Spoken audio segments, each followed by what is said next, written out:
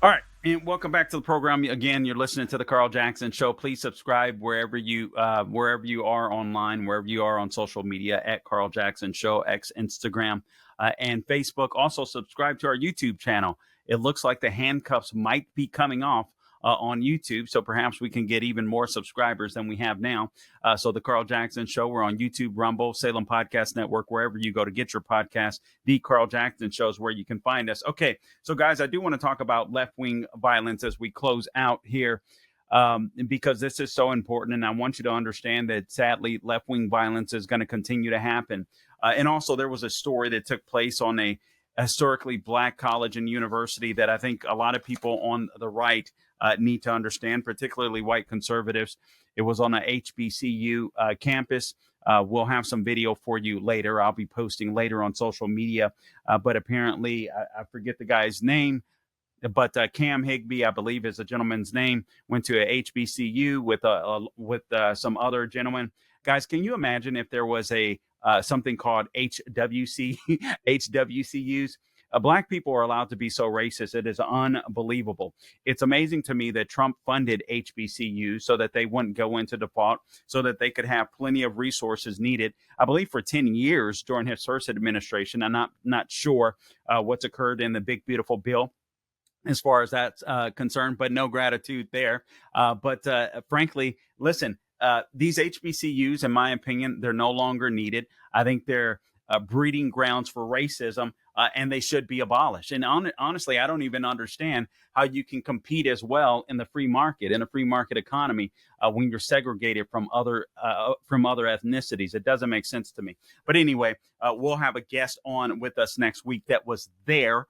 And so we will talk about that. We will talk about that more. Let's talk about left wing violence and also Jimmy Kimmel. I hate to keep talking about Jimmy Kimmel, but obviously he came back on air. He made a fake apology. It wasn't a real apology. And then it turns out, Daily Signal reminded us there were 5 people, at least, that Jimmy Kimmel didn't stick up for when they were basically canceled, suspended, including Roseanne Barr when she was kicked off of her #1 rated show in 2018 from ABC. You guys might recall that because she posted some type of joke regarding Valerie Jarrett, and she got in trouble for it. She had to come out and she said, "I apologize to Valerie Jarrett and to all Americans." She said, "I'm truly sorry for making a bad joke about her politics and her looks. I should have known better. Forgive me. My joke was in bad taste." But that wasn't enough. They went ahead and canceled Roseanne Barr. They ruined her life. They ruined her career. And Jimmy Kimmel didn't have anything to say about it except that he made fun of Roseanne Barr at the time. So isn't that amazing? Listen, man, I don't wish ill will towards Jimmy Kimmel, but I don't take his apology seriously because it wasn't a real apology. You have to admit to wrong. You straight up lied about Charlie Kirk's assassin.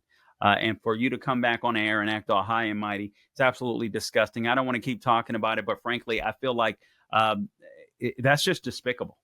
That's just despicable. Also, Donald Trump. Donald Trump was kicked off of all of these social media platforms. Jimmy Kimmel said something to the fact that he had experienced the censorship that he experienced, just the woe is me nonsense. But he cheered.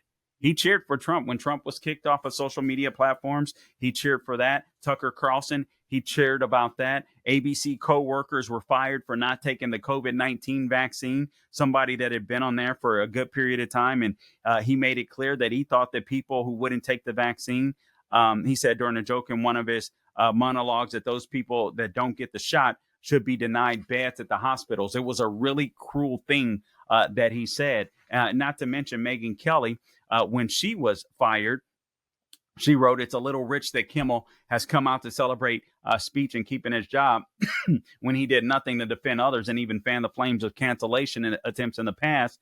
She says, "Remember when I was canceled and held back tears on the air and Kimmel stood up for me saying all she did was ask a question about blackface Halloween costumes, whereas I, Jimmy, have actually worn blackface many times and still have a show?" And then she writes, "This is wrong." Uh, Kelly said, "Me neither." In other words, it didn't happen. He didn't stand up for people like her because he won't stand up for people on the right.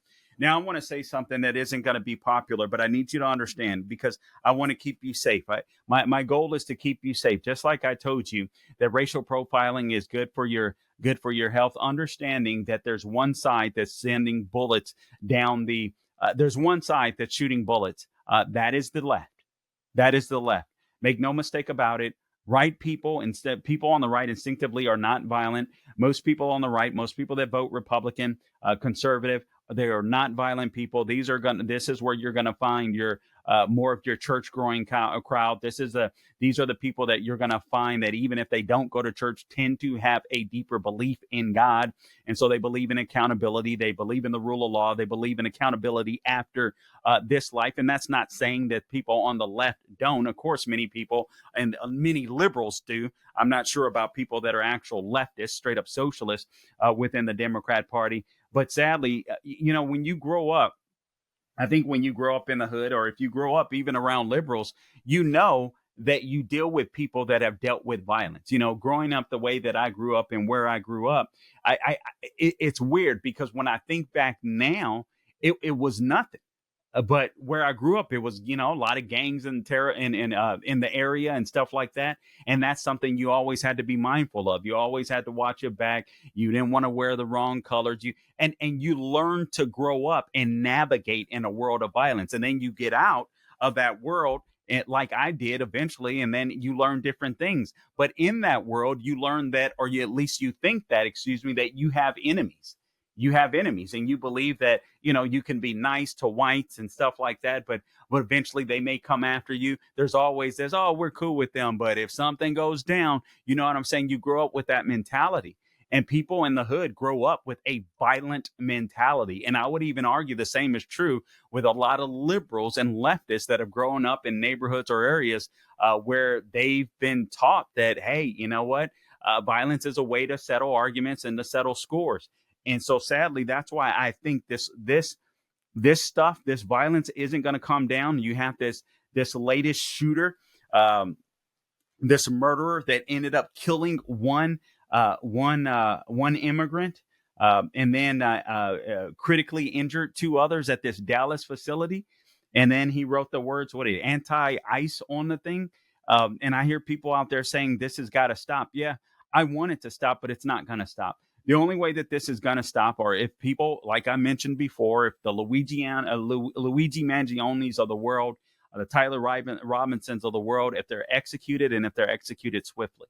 I'm sorry, when it comes to political assassinations, which is what we saw in both of these cases, and in this third case as well, this guy, Joshua John, ended up committing suicide. And this was a guy that was unemployed. But the industries, he used to work installing solar panels. He also worked at a weed farm. What he did there, I don't know if it was just picking weed, marijuana, or marijuana farm, whatever you want to call it. And this was a guy that was going nowhere fast, apparently. He was getting ready to move back to Oklahoma, from what I read, to his parents. And he ends up pulling this off. ICE is up. Attacks on ICE are up 1,000%. This is from and the Department of Homeland Security official. Our ICE officers are facing a more than 1,000% increase in assaults against them, including vehicles being used as weapons towards them and doxing campaigns targeting federal officers and their families. And then you had Gavin Newsom out there saying that he would require federal agents to wear masks. He doesn't even have the authority to do that because they're not federal agents, but he just wants to stoke this nonsense so that the base will vote for him in a primary, because make no mistake about it, he's running for president and he's hoping that Democrats will be able to win the House and or the Senate. So perhaps, I mean, even if he does win, there would be obviously another in 2028. The House could flip again. The Senate could flip again. But anyway, that's what Gavin Newsom is trying to do. But understand, this isn't going to calm down, because every single one of not every single one, but the base of the Democrat Party today are leftists. The radicals have taken over. That's why the J.L. Pauls, that's why the Jasmine Crockett's, that's why the Ilhan Omars, that's why the AOCs are getting the most playtime are on television. That's why Chuck U. Schumer and Hakeem Jeffries are so weak and incompetent. That's why Ma'am Donnie is soaring in New York City. Polls are up today for Ma'am Donnie. Just understand, guys, this violence isn't going to stop. The only way that this violence is deterred is if when these people are caught, they are executed swiftly. I mean, we really have to get past this. Law and order, these people have to be cracked down on. If there's threats that they make online that are found, they need to be arrested. There needs to be high bail. There's so much going on today. I can't even begin to talk about it, but I just want you to know I'm sad to be the one to have to inform you and tell you this. But until we defeat the left, until we restore the rule of law, until these people that are committing these political violence are executed, it simply is not going to happen. Just like good news, we have James Comey that has finally been indicted. This is a good thing. This is justice. This is exactly what the doctor ordered. So we'll see what's to come of that. I appreciate you tuning in. Until next time, don't grow weary doing good. God bless you.